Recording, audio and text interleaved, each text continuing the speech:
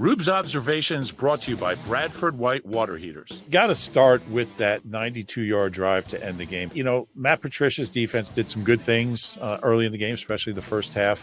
But there's just no excuse for giving up a 92-yard drive to Drew Lock, for crying out loud. And all the good things that we saw early from the defense, that kind of just wipes them all out. That's the longest last-minute go-ahead touchdown drive against the Eagles since 2007. They converted 2 3rd-and-10s on that drive. Obviously, they went after Bradbury, and he just had another very, very tough time of it. But just to put that into perspective, Drew Lock threw for 208 yards in this game. 92 of them were on that drive. So almost half his yards in the game were on that last 2-minute drive.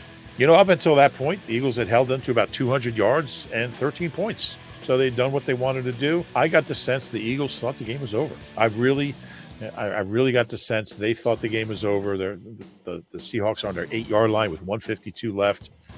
They just stopped competing. They just stopped doing the things that got them there.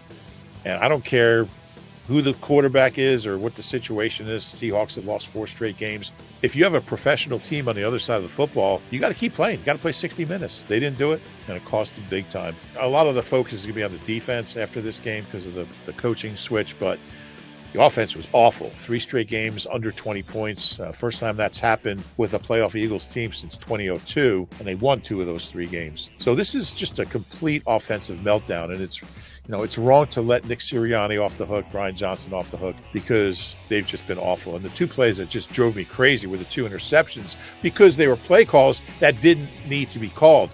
Now, the first one, the Quez play, when's the last time Quez made a play? Anybody? It was 2021.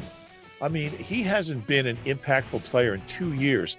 And the last 5 times they've thrown him a deep ball, 2 of them were intercepted when he didn't go after the ball in Dallas. Remember the Gardner Minshew game? And one was the Super Bowl when he just, I thought they were going to cut him after that play.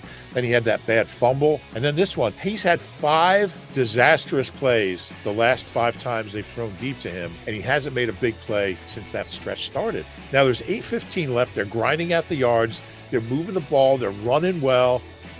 Why are you going for a big shot play in that situation? It made no sense. But the second one, I think, bothered me even more because so the Eagles get the ball back with 28 seconds left, down 3, and Jalen goes 20 yards, the longest play of the night for the Eagles, to the 45. So they take the first time out there. You have Jake Elliott on the sideline, who's as good a long-range kicker as anybody in the history of the game. Now, the conditions weren't great, but you're on the 45, so you needed 18 yards to get into the most clutch long-range kicker in the history of the game. He's never missed from 59 or up, and he's 7 for 11 from 54 and up. You tell me Jalen Hurts can't get you 18 yards with 2 timeouts left?